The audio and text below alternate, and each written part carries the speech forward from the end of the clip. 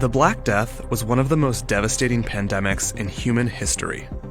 Between 1347 and 1351, it wiped out 30 to 50% of the entire population of Europe. And if there's one animal to blame, it's likely infected fleas, making them one of the deadliest insects in history. Now, of course, fleas no longer kill millions of people. But as it turns out, they still transmit plague, they're still a nuisance, and they're still incredibly difficult to kill. Fleas are one of the oldest pests on the planet.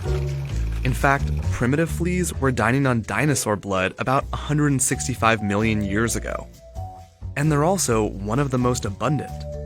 Today, there are more than 2,500 species of fleas across the world, like the cat flea.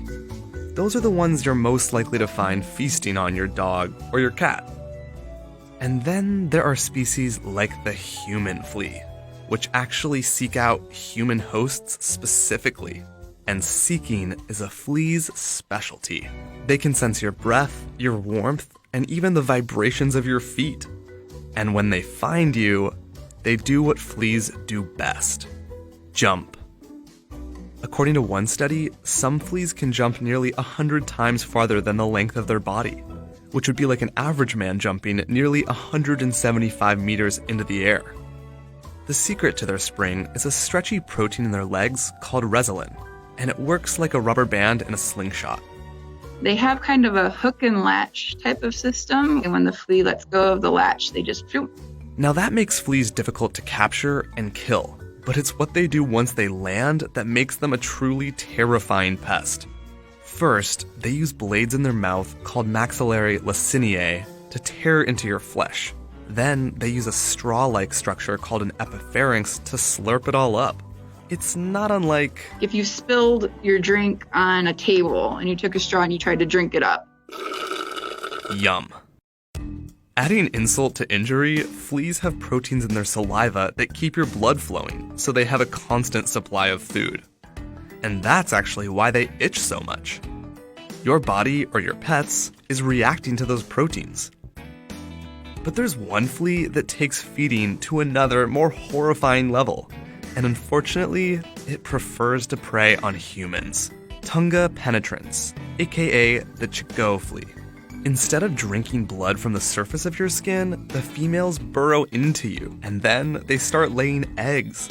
Most of her is buried into the skin, but the kind of the back part where she's releasing eggs is exposed. And fleas lay a lot of eggs, up to 40 each day, and as many as 2,000 in their lifetimes. So if your dog brings back a few fleas from the park, you could soon have thousands. And the truth is, they can do a lot worse than make you itch. You see, even modern fleas can transfer diseases like typhus, Bartonellosis, and yes, plague. In fact, in the summer of 2019, the discovery of prairie dogs infected by plague-ridden fleas shut down parts of a Denver suburb. And in 2015, a teen reportedly died from contact with fleas infected with bubonic plague. Now, fortunately, fatal fleas are pretty rare. And most likely, it'll be your pets, not you, that have to deal with them. But if you do see one or two jumping around, you definitely should try to get rid of them. And here's how. First, identify the source. And if it's your pet, treat them with an insect growth regulator, like lufenarin. Next, clean your home. Though you might want to steer clear of flea bombs or foggers. They're inconvenient and don't always reach the nooks and crannies where fleas are hanging out.